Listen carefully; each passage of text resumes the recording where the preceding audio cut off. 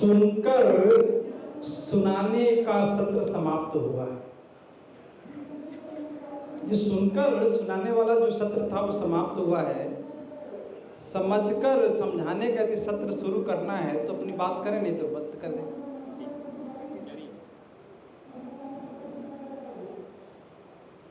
पूरे देश में जितने भी कार्यक्रम हम लोग कर रहे हैं, लोग समस्याएं बताते जा रहे हैं, समस्याएं बताते जा रहे हैं। समस्या पर मैंने देखा कि बीए, एमए, पीएचडी करके बैठे हुए लोग माइक पर बुलाया जाता है, पूछा जाता है कि समस्या का समाधान बताओ, तो समाधान पर उसे अपना काम नहीं, वो अपना लेना देना नहीं है। दूसरी बात कि जब विषय दिया जाता है और गंभीर विषय दिया जाता है तो हमेशा गंभीर बातें गंभीर वातावरण में गंभीरता से की जाती है।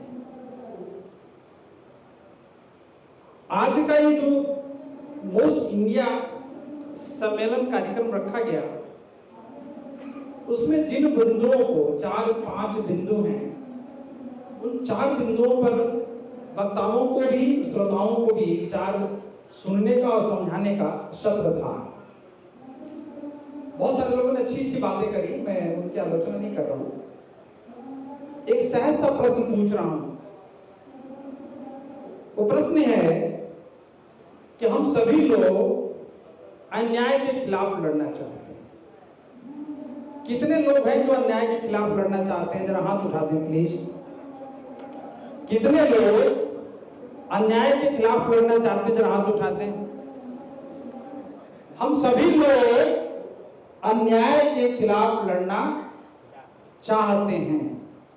पूरे देश में सारे राजनीतिक पार्टियां चुनाव के समय भी और चुनाव के बाद भी अन्याय के खिलाफ लड़ना चाहते हैं। पूरे देश में जितने भी संगठन हैं, वो सारे संगठन के लोग अन्याय के खिलाफ लड़ना चाहते हैं।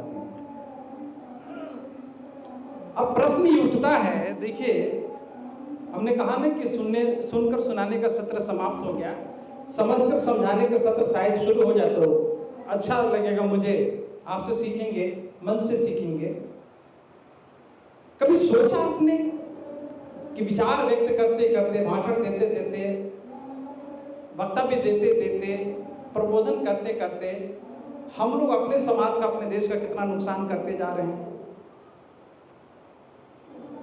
हर वो आदमी जो अन्याय के खिलाफ लड़ने वाला है, उसे पूछो कि अन्याय के खिलाफ लड़ रहे हो वहां, और उसी से दूसरा प्रश्न करो कि साथ किसके खड़े हो, साथ किसके खड़े हो, उसका जवाब नहीं देता। अन्याय के खिलाफ लड़ना चाहते हो कि अन्यायियों के खिलाफ लड़ना चाहते हो? जो अन्याय करने वाले लोग हैं, उन अन्यायियों के खिलाफ लड़ना चाहते हैं कि अन्याय नाम के एडजेक्टिव विशेषण से लड़ना चाहते हैं या नाउन से लड़ना चाहते हैं, संज्ञा से लड़ना चाहते हैं? नहीं पता। हम लोग अन्याय से लड़ने हैं, और अन्यायों के साथ, जो अन्याय करने वाले लोग हैं, उनके साथ जो चुनाव टिकट लेना, उनके साथ जाना, उनके साथ मंत्री बनना, उनके द्वारा जो संवैधानिक पद दिए जाते हैं उसकी गुलामी करना, या उसके साथ जो है बैठे रहना और अन्याय के खिलाफ लड़ना है। माइक पर जो अन्यायी है वो भी बोलता रहता है किसी के भी मंच पे कि अन्याय के खिलाफ लड़ना है। ये बोध नहीं आता हमें। ये बोध न आने की वजह से ही जो है समाज का प्रबोधन नहीं हो पाता है, समाज का प्रबोधन नहीं हो पाता है। पहली चीज। दूसरी बात कि आत्मघाती वाक्य, आत्मघाती जो विचार होते हैं, आत्मघाती जो वक्तव्य होते हैं, उससे बहुजन समाज के कम से कम 99% लोग शिकार हैं। आत्मघाती वक्तव्य का एक उदाहरण दे दूं तो बात हमारी ठीक से हम कम्युनिकेट कर पाए, संप्रेषित कर पाए, वो ये कि वहां रेप हुआ, हमारी बेटियों के साथ रेप होता है, वहाँ लड़कियां बैठी हुई, आपकी बहू बैठी हुई है, आपकी बच्ची बैठी हुई है, 12वीं में पढ़ने वाले, BA पढ़ने वाले, MA करने वाली वहाँ बैठी हुई है, हमारी बहनों के साथ रेप होता है। ऊना में हुआ था, दूना में हुआ था, पूना में हुआ था, कहाँ, वो सब बैठ के बोले जा रहे हैं। वो आपकी बहू बैठी हुई, बेटी बैठी हुई, आपने उसको कौन सा मनोवैज्ञानिक इंसेंटिव्स, कौन सा मनोवैज्ञानिक उसको जो है एक जो इंसेंटिव्स दिया, उसको एक मनोवैज्ञानिक उसको जो बोध पैदा किया, कौन सा किया कि कहीं गलती से बाहर मत निकल जाना, नहीं तो तुम्हारे साथ ये हो जाएगा, वो हो जाएगा। हम क्या प्रेरणा दे रहे हैं? हम कौन सा प्रेरणा दे रहे हैं?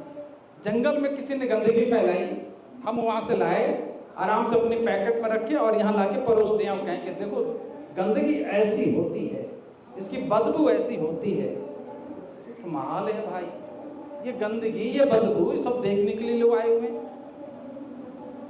इतना समय निकाल के आए हुए हैं, इतना समय साधन सब निकाल के आए हुए हैं, अपनी ऊर्जा लगाए हुए हैं इस बात के लिए कि एक राष्ट्रीय समस्या है, एक सामाजिक समस्या है, एक संवैधानिक समस्या है, एक व्यक्तिगत समस्या है, एक सामूहिक समस्या है, जो भी है उस समस्या पर चिंतन करने के बाद चित्कार करने के साथ साथ जो है समस्या का समाधान हमारे पास क्या होना चाहिए, इस पर जो विचार करना चाहिए कि नहीं चाहिए। तो सदन में जब हम उपस्थित होते हैं तो समस्या का समाधान हमारी प्रायोरिटी होनी चाहिए, प्रमुखता होनी चाहिए। वो समस्या का समाधान न होने की वजह से हम सभी लोग आत्मघाती विचारों और आत्मघाती वाक्यों के शिकार हो जाते हैं और समस्या का समाधान नहीं हो पाता है। आज जो इस सत्र में जो इस हैंडबिल के माध्यम से 4 बिंदु रखा गया था, संविधान जो विरोधी लोग हैं उन्होंने संवैधानिक संस्था पर बैठे हुए व्यक्ति के प्रति जो उसने जूता का जो आप लोगों ने जिक्र किया है, वो समस्या उसने पैदा की, उसने किया, वो एक बिंदु रखा। आदरणीय हमारे सभी को प्रिय जो है शिक्षक और गुरु श्यामलाल जी ने, श्यामलाल निषाद जी ने एक पॉइंट ये रखा, सदन में चर्चा होनी चाहिए कि ये जो मुद्दा है इसका प्रतिरोध कैसे होना चाहिए, इसका प्रतिषेध कैसे होना चाहिए, या ये समस्या है तो उसका समाधान कैसे होना चाहिए, इस पर होना चाहिए। मूल निवासी बहुजनों ने इसका समाधान ढूंढ लिया था, लेकिन स्वयं चीफ जस्टिस जी ने उस समस्या को, कहते हैं कि वहां कुछ भी हो उसके ऊपर से ढक दो। सुप्रीम कोर्ट में कहा कि I am not going to be affected, अब दिस ऐसा होता रहता है। उन्होंने अवॉइड करने की कोशिश की कि बात तूल ना पकड़े, ये बात तूल ना पकड़े। उन्होंने स्वयं जो है इसको बोला कि रख दे, और बात तूल पकड़ने लगी, क्योंकि जितने भी कार्यकर्ता, जितने भी सामाजिक संगठन के लोग हैं, इधर अपना मोर्चा संभाल लिए और उधर RSS वालों ने मोर्चा संभाल लिया। उसका इंटरव्यू भी वायरल करने लगे, उसको जस्टिफाई करने लगे। उन्होंने कहा हमारे भगवान के विषय में बोला तो हम तो ऐसे करेंगे। अब दो नैरेटिव सामने सामने आ गया, एक तरफ RSS का और एक तरफ जो है शुरू का SC ST OBC के लोगों का। अब शुरू हो गया टग ऑफ वार हो गया, और जिसके खिलाफ ये दुष्कृत्य करने की कोशिश की थी उस सुप्रीम कोर्ट ने इसको नजरअंदाज कर दिया और एक मामूली सा पिटीशन फाइल हुआ इस पर कंटेम्प्ट करने के लिए। तो कुछ जजेज ने कहा कि इसको तुल देने की जरूरत नहीं है, और कुछ जजेज ने कहा कि हुआ, चलो इन्होंने बोला, उन्होंने ऐसा कर दिया, इसको इग्नोर कर दिया जाए। ठीक है, अब हम आपको क्या करना है, ये बिंदु आपने रखा इस हैंडबिल के माध्यम से। सोचने वाली बात यह है कि वो जिस विचारधारा का, जिस संस्कृति का पोषक पालक है, वो ये काम जो है धृष्टता के साथ दुष्कृत्य को करने की उसकी जो मंशा है वो कर दिया, लेकिन हमारे पास उसका सॉल्यूशन क्या था? तो कुछ लोगों ने ये निर्णय लिया कि उसे घर के सामने जूता लेके जाएंगे और जूता जो है उसे दिखाएंगे। तो बाकी SC ST OBC के संगठन के लोगों ने तो नहीं, लेकिन आप पार्टी के लोग वहाँ जूता लेके उसके दरवाजे पर पहुँच गए और बोला कि इसने जो है न केवल संवैधानिक संस्थाओं, न केवल चीफ जस्टिस का, बल्कि संवैधानिक संस्थाओं का और संविधान का भी जैसे इसने जब अपमान किया है, इसलिए इसको जूता दिखाया जाए। उसका कुछ जो है वायरल हुआ, ज़्यादा वायरल नहीं हुआ, लेकिन बाकी संगठन के लोग, हम सभी लोग ये सोचने लगे कि इसमें रणनीति क्या होनी चाहिए। इसका कारण यह है कि हम रणनीति पर इसलिए राष्ट्रीय स्तर पर कोई निर्णय नहीं ले सकते कि राष्ट्रीय स्तर पर एक भी हमारा कोई जो है सामाजिक या धार्मिक या सांस्कृतिक संगठन नहीं है। जो संगठन है वो छोटे छोटे संगठन अपने अपने एरिया में, अपने अपने जगह पर जो है विरोध कर रहे हैं। आपका दुश्मन जीत रहा है, ये गलतफहमी में मत रहो, आप जीत रहे हैं। इसका प्रमाण ये है कि हर यहाँ बैठा हुआ आदमी वहाँ से लेकर यहाँ तक भीतर से गुस्सा में है, भीतर से चित्कार कर रहा है। वो चित्कार आज नहीं कल जो है आपको जब प्रदर्शित होगी वो दिखाई देगी। इस घटना का, इस दुष्कृत्य का सबसे बड़ा विजेता कोई होने वाला है तो ये मोस्ट जो इंडिया सम्मेलन जिसे कहते हैं, ऐसे जितने भी संगठन हैं, पूरे देश के संगठनों के भीतर एक चित्कार पैदा हो गया है। इसलिए दुश्मन चाहे जितना भी बदमाशी गंदगी करे, हमारे लोगों के भीतर जो आग झुलसने लगी है वो कई बार कार्यक्रमों से नहीं हो सकता था, कई बार जो शिक्षण प्रशिक्षण से नहीं हो सकता था, उपदेशों से नहीं हो सकता था। जब जब बोला गया कि मंदिरों में मत जाओ तो लोग और लंबी लाइन लगा दिए। जब जब बोला गया मंचों से कि आप दान दक्षिणा मत दो तो मंदिरों का इनकम जो 100 करोड़ से 500 करोड़ हो गया। लेकिन जो ही उधर से जूता पड़ना शुरू हुआ तो हम लोगों ने कहा कि वामसेव का कार्यक्रम अब सफल हो रहा है। जो काम हम नहीं कर सकते थे वो काम आपका दुश्मन करने लगा है, ये आपकी उपलब्धि। इसलिए मैं मानता हूं कि भीतर उन्होंने आग लगा दी है और आग जो है ये ज्वलंत होना चाहिए, दीप्यमान होना चाहिए। इसलिए कार्यक्रमों के माध्यम से उसको उज्ज्वलित करने की सख्त जरूरत है। इस समस्या का पहला समाधान ये। दूसरी बात कि कोई समाज शासक कैसे बनेगा, इस हैंडबिल में दूसरी बात हुई कि जो कोली समाज हमारा है बिहार में 9-9.5% है, उत्तर प्रदेश में 4.5% के आसपास है। बिंद, निषाद, केवट, मल्लाह, तुरहा, तमाम 8-10 नाम हैं, प्रमुख नाम। ये जो नाम की जातियां हैं, उन जातियों के प्रमुख जो हैं, जो नेता हैं, वह अन्याय के खिलाफ तो लड़ रहे हैं। कहाँ लड़ रहे हैं? मंच पर, माइक पर। और अन्यायियों के साथ खड़े हुए हैं। तो दुश्मन ये बताओ कि जिसको हम लोग गाली दे रहे हैं वो दुश्मन है या आपके बीच में जो उनके साथ खड़ा हुआ वो दुश्मन है? जिस मंच का जिक्र आपने किया कि एक कार्यक्रम में, धम्म का बढ़िया कार्यक्रम था, मंच पर सारे लोग जो है पंचशील का पट्टा रखे हुए थे। एक व्यक्ति, एक विधायक थे, वो विधायक रखे भी नहीं थे, पट्टा भी नहीं रखा था, और आपको माइक छीनने की कोशिश की। आपने कहा कि नहीं, हम अपनी बात रख रहे हैं, तर्कपूर्ण ढंग से अपनी बात रख रहे हैं, ठीक है।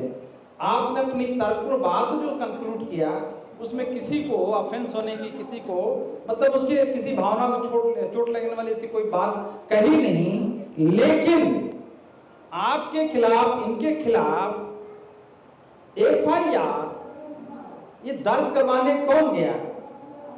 कौन है जो पीछे से जो है आपको मकान तोड़वाना चाहता है? कौन है जो आपको जो सस्पेंड करवाना चाहता है या सस्पेंड करवाया? कौन है जो आपको नेस्तानाबूद करना चाहता है? और वो आदमी जो है जिस व्यवस्था का पोषक पालक है, वह व्यक्ति हमारे समाज का है। वो हमारे समाज का व्यक्ति है, वो गौतम अपने को लिखते हैं और वो FIR लॉन्च करवा रहे हैं। किससे? जो वैज्ञानिक विचारधारा का प्रचार प्रसार कर रहा है। तब दुश्मन यहाँ कौन है? जिन मुद्दों को लेके बिहार में एक पॉलिटिकल पार्टी चली थी, निषाद पार्टी, वो जिन मुद्दों को लेके चले थे, उनके भाई जब सत्ता में तो आ गए, जिसको सपोर्ट करके आपने सत्ता दी है, उन मुद्दों का क्या हुआ? जिस मुद्दे के आधार पर समाज को एक जगह इकट्ठा किया और समाज के लोगों को वोटर बनाया, और वो वोटर बनने के बाद जो है वो लोग जो उस पॉलिटिकल पार्टी को सपोर्ट करके जो सत्ता दे दिए, और सत्ता देने के बाद जो उनके साथ आप भी बैठ गए, तो वो आपकी समस्या कहाँ गई? वो समस्या का समाधान कहाँ चला गया? उसका समाधान क्यों नहीं हुआ? इसका मतलब ये कि हमारे पास जो है वर्तमान में दो दुश्मन हो गए। एक वो जिससे लड़ने की कोशिश हो रही है, और एक वो जो आपके साथ ही बैठा हुआ है, आपके वातावरण में है, आपके समाज में है, हमारे समाज में है, हमारे आसपास है, और वो हमें भीतर से डैमेज करता जा रहा है, नुकसान करता जा रहा है, समाप्त करता जा रहा है, और आपके दुश्मन की व्यवस्था को मजबूत करता जा रहा है। ऐसे में आप दुश्मन किसको मानेंगे? जो अपनी व्यवस्था 2000 वर्षों से बना के रखा हुआ है, उसको नेस्ता नाबूद होते वो देखेगा क्या? और आप उसकी व्यवस्था को नेस्ता नाबूद करने के लिए, ये उसकी व्यवस्था को नेस्ता नाबूद करने के लिए जब जा रहे हैं, तो आप उनके दोस्त कैसे हो गए? दुश्मन तो होंगे ही। तो दोस्त दुश्मन, आपने बड़ी अच्छी बात कही थी कि भी दोस्त दुश्मन की पहचान होनी चाहिए, लेकिन हम दोस्त दुश्मन में हमने एक बात कही थी कि हम लोग अन्याय के खिलाफ लड़ने वाले लोग हैं, अन्यायियों के साथ रहने वाले लोग बन गए हैं कि अन्यायियों के साथ रहो और अन्याय के खिलाफ रहो। मच्छर को घर में पालो और मलेरिया का इलाज करने के लिए हॉस्पिटल में जाओ। मलेरिया का इलाज करने हम लोग जो है हॉस्पिटल में डॉक्टर के पास जाते हैं। दुनिया में जितने भी मलेरिया के डॉक्टर्स हैं, उनसे पूछो कि हमें बीमारी हुई है मलेरिया की, तो आपका इलाज वो करता रहता है। जब भी कोई भी मरीज में से जाएगा, वो इलाज करता रहता है। कभी उससे पूछा कि भाई मलेरिया का तो इलाज तो मेरा कर दिया, लेकिन पूरे समाज में जो मलेरिया फैलता जा रहा है, उसका इलाज क्यों नहीं करते हो? तो उसके पास उसका कोई जवाब नहीं है। यही हालत हमारा और आपके समाज का हो गया है कि हम लोग मलेरिया का इलाज करना चाहते हैं, हम लोग मलेरिया पर चिंतन परिचिंतन करना चाहते हैं, हम मलेरिया को रोकना चाहते हैं, मलेरिया पर बातचीत करना चाहते हैं, मलेरिया के एक मरीज को ठीक कर देना चाहते हैं। एक ठीक हो गया, फिर दूसरा मरीज शुरू हो जाता है, फिर तीसरा मरीज शुरू हो जाता है, अब पूरा समाज में मलेरिया ग्रसित होता जाता है। और हम लोग जो है अपना साधन, अपना पैसा, अपना रुपया, अपना एनर्जी मलेरिया से पीड़ित व्यक्ति के इलाज में लगाते जाते हैं। ये हमारी मूर्खता है और कुछ नहीं है, क्योंकि हमने मलेरिया का इलाज सोचा है। मलेरिया जहां से पैदा होता है उसका इलाज हमने मच्छर का इलाज नहीं किया, जहां से मलेरिया पैदा होता है। हम इलाज कहां कर रहे हैं? मलेरिया नामक बीमारी का। और बीमारी जहां से जन्म लेती है, बीमारी का जो जन्मदाता है, उसका इलाज हम नहीं करते हैं। इसीलिए जो कार्यक्रमों में हमारे वक्ताओं को मैं सम्मान के साथ, हमारे वक्ता उत्साही हैं, उमंग है, उनके सम्मान में कोई ठेस नहीं होना चाहिए, लेकिन इसी को मैं आत्मघाती वक्तव्य कहा करता हूँ कि आत्मघाती वक्तव्य है, क्योंकि वो अन्याय से लड़ना चाहता है, अन्याय करने वालों से लड़ाई। अब तीसरी बात जो मैंने देखा, और वो ये है कि संविधान को लागू करो। मतलब ये कि जो संवैधानिक उपबंध हैं वो पूर्णतः भारत में ईमानदारी से लागू नहीं है। एक अच्छा नेता एक कार्यक्रम के बाद एक मुख्यमंत्री से मिलने जाते हैं और जज्बात में बोलते हैं कि संविधान नहीं लागू हुआ, इसलिए मैंने 26 नवंबर का कार्यक्रम किया है, 26 नवंबर का कार्यक्रम किया है। उसने जो ही पूछा कि ये बताओ संविधान में ऐसी क्या बात है जो लागू नहीं किया, मैं सीएम बना हूँ, तुम जो सांसद रहे हो ऐसी क्या बातें फालतू की बातें कर रहे हो। तो वो पार्टिकुलर व्यक्ति ने एक बार भी ठीक से बता नहीं पाया कि एक्चुअली संविधान में है क्या जो लागू नहीं है। और 26 नवंबर का कार्यक्रम भी हुआ, 50,000 लोग भी थे। उसके तीसरे दिन एक केस ऐसा आ गया था जिसकी वजह से जो उनको जाना पड़ा था, और एक सीएम से बैठ कर बातचीत कर रहे हैं, और जो ही ये बात उनके मुंह से निकला कि भाई संविधान ईमानदारी से लागू होना चाहिए, संविधान की मूल भावना लागू नहीं, तो उनके ऐसी क्या बात है जो बताओ जो लागू नहीं, मैं लागू करूंगा, बोलती बंद। क्योंकि हम जो विषय रखते हैं तो विषय की गहराई में नहीं जाते हैं। यहाँ के मुख्यमंत्री से मेरी मुलाकात हुई, यही प्रश्न उठा, मैंने इतना ही पूछा कि भारत के संविधान का आर्टिकल 38 ये कहता है कि राज्य एक नई सामाजिक व्यवस्था बनाएगी, state will ensure a new social order, ठीक है, ये शब्द है न्यू सोशल ऑर्डर, जिसमें सामाजिक न्याय, आर्थिक न्याय और राजनीतिक न्याय स्थापित होगा। पूछा कि क्या असेंबली में कभी नई सामाजिक व्यवस्था लागू करने के लिए कभी आपने कोई सत्र बुलाया? नहीं। कभी भारत के पार्लियामेंट में इस पर डिस्कशन हुआ? नहीं। किसी सेमिनार में डिस्कशन हुआ? नहीं। किसी यूनिवर्सिटी में कोई सिलेबस है क्या? नहीं। समाज शास्त्र में कोई सिलेबस है क्या? पॉलिटिकल साइंस में है क्या? सोशल पॉलिटिक्स में है क्या? इंडियन पॉलिटी में है क्या?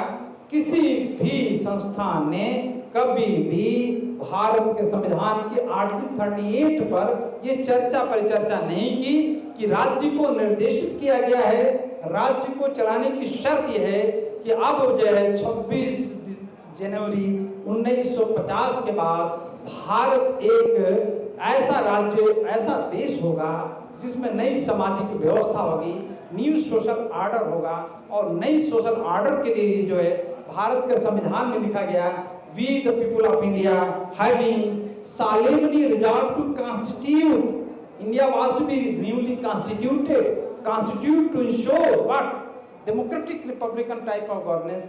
उसी में कहा गया था कि कॉन्स्टिट्यूट करो, जो कॉन्स्टिट्यूट करें, निर्माण करें, ऐसे देश का निर्माण करें जिसमें नई सामाजिक व्यवस्था सामाजिक न्याय पर आधारित हो, आर्थिक न्याय पर आधारित हो और राजनीतिक न्याय पर आधारित हो।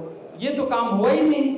तो ये प्रश्न जो ही उनसे पूछा गया, चेहरा उतर गया, बोलती मंद हो गई। लेकिन हमारे किसी भी मिनिस्टर्स को या किसी भी एमपीज को या किसी भी विधायक को जब प्रशिक्षित करके बातें रखी जाएगी कि तुम विधानसभा में या पार्लियामेंट में क्वेश्चन उठाओ, तब तो संविधान की मूल भावना को समझा जा सकता है, या संविधान की मूल भावना को भारत में लागू कराने के लिए हम अपनी तर्क बात उनके समक्ष रख सकते हैं। लेकिन नहीं साहब, ये अपना काम नहीं करना है, अपना तो जो सुने हुए हैं वो सुनाना है। इसलिए मैंने एक बात कह दी कि सुन के सुनाने का कार्यक्रम चल रहा है, यहाँ सुन लिया वहाँ सुना दिया। सुन के सुनाने का कार्यक्रम से जो है कभी जंग नहीं जीती जाती है। यदि समझ के समझाने का कार्यक्रम शुरू कर दिया जाए तो हम लोग जंग जल्दी जीतेंगे। और जो समझ के समझाता है वही आदमी जो है, वही आदमी जो सीखता है। और जो यस सैल्यूट करता हूँ आप सभी लोगों को, ठीक से ताली बजाइए कि जो सीखता है वही जीतता है। समाज को सिखाएंगे तो वही समाज आपको जिताएगा। यदि समाज सीखा हुआ नहीं रहता है तो जीता हुआ नहीं रहता है। हमारा समाज को जो है सीखने से रोका गया, चाहे उस जमाने में या इस जमाने में। उस जमाने में पढ़ने का अधिकार नहीं था, इसलिए हमको शिक्षा मिली। बाबा साहब की वजह से हम सब लोग शिक्षित हो गए। लेकिन हम जितने लोग बैठे हुए हैं, मैंने एक प्रश्न पूछा था यहाँ नहीं, किसी और कार्यक्रम में, हाथ उठा के बाद 2-3 मिनट अपनी बात समाप्त करूंगा। वो ये कि हम लोग कितने लोग इसमें पढ़े लिखे हैं, एजुकेटेड हम लोग। जैसे मैं भी अपने को उसी में गिनूंगा कि कितने लोग पढ़े लिखे हैं, जरा हाथ उठा दीजिए। कितने लोग पढ़े लिखे हैं, हाथ उठा दीजिए। मैं भी उठा लेता हूँ, आप भी उठा दो भाई। वस्तुतः हम लोग पढ़े लिखे लोग नहीं हैं। आप ईमानदारी से मैं पूछता हूँ, बुरा मत मान लेना, कि गहराई से सोचने के लिए मैंने बात कही है कि हम लोग पढ़े लिखे लोग नहीं हैं। हम लोग वास्तविक रूप से लिखे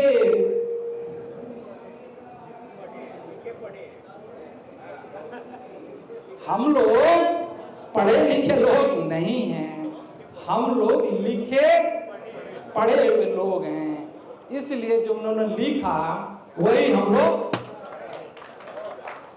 तो सामाजिक बोध पैदा कहां से होगा, राजनीतिक बोध पैदा कहां से होगी, आर्थिक बोध पैदा कहां से होगा? ये हो ही नहीं सकता, क्योंकि हम लोग पढ़े लिखे लोग हैं। ऐसा हमने गलतफहमी पैदा कर ली, बस तो हम लोग पढ़े लिखे लोग नहीं, बल्कि लिखे गए जो चीज है उसको पढ़े हुए हैं। जैसा लिखा वैसे पढ़ा। सोशियोलॉजी के जितने भी सिद्धांत हैं सब विदेशों से आया हुआ है। ठीक है, विदेश से आए चाहे इंडिया से आए, उसमें कोई फर्क नहीं पड़ता है। विद्वान विद्वान होता है, चाहे यूरोप में रहे, अमेरिका में रहे, इंडिया में रहे, कोई भी रहे। बाबा साहब इंडिया में हैं, इसका मतलब नहीं कि इंडिया के हो गए यूरोप के नहीं हो सकते हैं, अमेरिका के नहीं हो सकते हैं।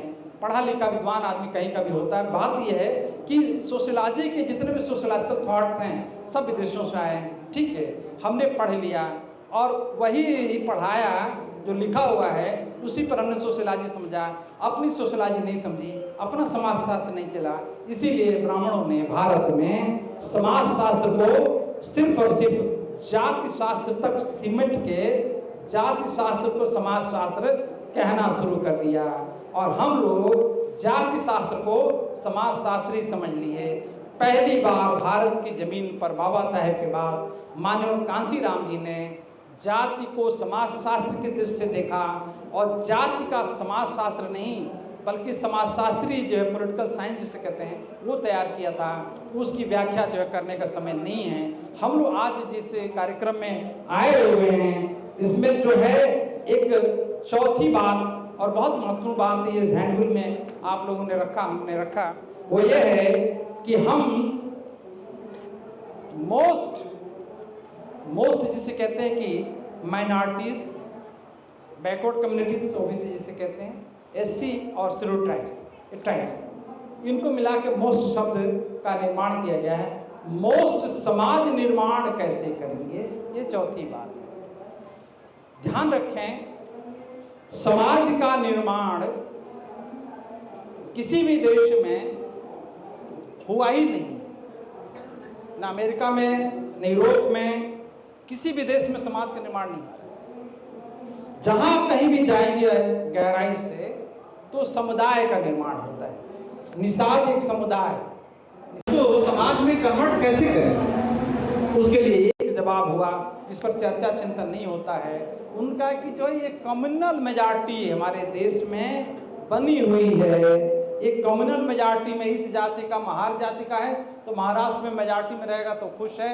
ये जो निषाद जाति के हैं तो निषाद पर खुश रहेंगे, यादव जाति के हैं तो वहाँ खुश रहेंगे, क्योंकि वो कम्युनल मेजॉरिटी में खुश होना चाहता है, अपने गांव में ही सही। एक गांव में जिस जाति की मेजॉरिटी होती है वो कम्युनल माने जातीय मेजॉरिटी, वो सामुदायिक मेजॉरिटी पर खुश होना चाहता है। बाबा साहेब ने भी, माननीय कांशीराम जी ने उस तत्व को पकड़ा और कहा कि कम्युनल मेजॉरिटी तो बनी ही रहेगी, हम लोग समाप्त नहीं कर पाएंगे, तो क्यों न इसको हम पॉलिटिकल मेजॉरिटी में परिवर्तित कर दें। जो ही राजनीतिक मेजॉरिटी में हम परिवर्तित कर देंगे, ये लोग जो 6743 जातियों में बटे हुए लोग हैं, एक पॉलिटिकल सेंस, पॉलिटिकल सोच, अंतःकरण उनका पॉलिटिकल हो जाएगा, और वो जो है अपने कम्युनल जो सामाजिक या सामुदायिक जो सोच है उससे ऊपर हो जाएंगे। अपने घर में शादी ब्याह करो, अपनी जात में शादी ब्याह करो, कोई बात नहीं है, लेकिन सामाजिक तौर पे आप राजनीतिक बोध पैदा क्यों ही करेंगे। आप कम्युनल में माइनॉरिटी से पॉलिटिकल मेजॉरिटी में परिवर्तित हो जाएंगे, और जब आप पॉलिटिकल मेजॉरिटी में परिवर्तित होंगे तो सत्ता आपकी आ जाएगी, सत्ता आपकी होगी। चैप्टर वहीं क्लोज नहीं होता, 1 मिनट में अपनी बात खत्म कर रहा हूँ। वो ये कि आपको सत्ता मिल भी जाए तो हमारे साथी, हम भी सभी लोग, हम लोग सरकार में जाते हैं। आज भी उत्तर प्रदेश के कई मिनिस्टर जो है सेंट्रल गवर्नमेंट में गए हुए हैं। प्रेजेंट बीजेपी सरकार में 27 मिनिस्टर जो है ओबीसी के लोग हैं। बिहार में पिछले 22 साल से, क्या 32 साल से लगातार ओबीसी का शासन चलता जा रहा है, क्योंकि वहाँ बात समझने वाली है। वो ये कि हमारे लोग सरकार में गए हैं, 22 साल और 32 साल लगातार जो बिहार में ओबीसी का शासन है, वहाँ तो स्वर्ग आ जाना चाहिए, वहाँ तो विकास की जो है कहाँ से कहाँ चरमोत्कर्ष हो जाना चाहिए। सत्ता आपके हाथ में होने के बावजूद भी बिहार वहीं का वहीं है। इसका कारण सिर्फ ये है कि उनके हाथ में सरकारें गईं, सत्ता नहीं आई। मतलब उनके हाथ में शासन जाता है, प्रशासन उनके हाथ में नहीं जाता है। इसलिए जो है शासन चाहे जिसका भी हो, प्रशासन यदि आपके हाथ में है, कोई भी हो, योगी जी, मोदी जी, किसी का भी है, यदि कलेक्टर आपको फेवर करना चाहता है तो किसी थानेदार की औकात नहीं है कि आपके खिलाफ FIR लॉन्च कर दे। प्रशासन उसके हाथ में है और कितनी बड़ी ताकत है। मैंने भी जब रेड किया था, एक मिनिस्टर का, केंद्रीय मिनिस्टर का बालाघाट में जो है फोन आया कि वहाँ रेड नहीं करना, हमारे पार्टी का बहुत बड़ा नेता MLA MPs कोर्ट में जाता है। और आपकी जानकारी के लिए बता दूं कि उसमें जमानत लेने में नानी याद आ जाती है, क्योंकि जब डिक्लेरेशन होता है उसमें लिखा रहता है। पांचवी बात बता दूं वो ये कि ऐसे मुकदमे खूब इसलिए लागू करवाना है कि RCS ने, राष्ट्रीय स्वयं संघ ने ये रणनीति जानबूझ के अपनाई है कि इस पक्ष में ये लोग कमजोर होते हैं, इसलिए ये तरीका अपनाओ कि FIR लॉन्च करो, पुलिस पर, प्रशासन पर दबाव डालो, इनको जेल कर दो। आपको जानकारी होनी चाहिए कि जेल से छूटने के बाद हर SC ST OBC का आदमी जो है समाज में सर आंखों पर रखा है।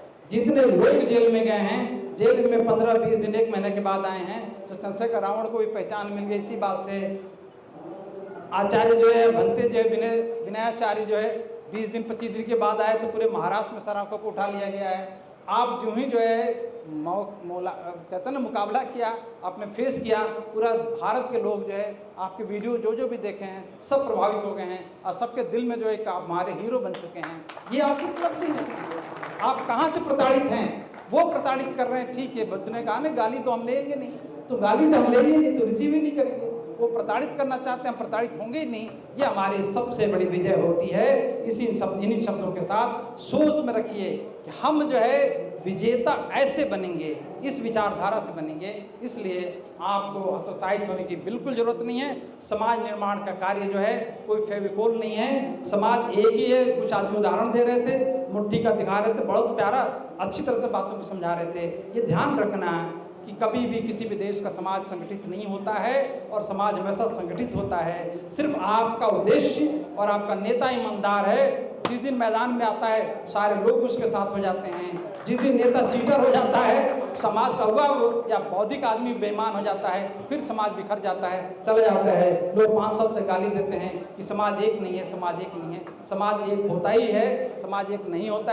ऐसी सोच ही जो वैज्ञानिक सोच है, ऐसा सोच ही नहीं आना चाहिए। आप अच्छा नेता, अच्छा सोच, अच्छा विचार लेके जो भी कोई भी जाता है, समाज को उसके साथ हो जाता है। जब वो चीटर हो जाता है या अन्यायों के खेमे में चला जाता है या उनके खिलाफ चला जाता है, उनके पक्ष में चला जाता है जो उसके विरुद्ध हैं, तब समाज बिखर जाता है और फिर हम लोग समाज को गाली देना शुरू कर देते हैं। इसमें हमारा दोष है, समाज का दोष नहीं है। इन शब्दों के साथ मैं आभारी हूँ आपके प्रति। आप लोगों ने समय दिया और लास्ट में समय दिया।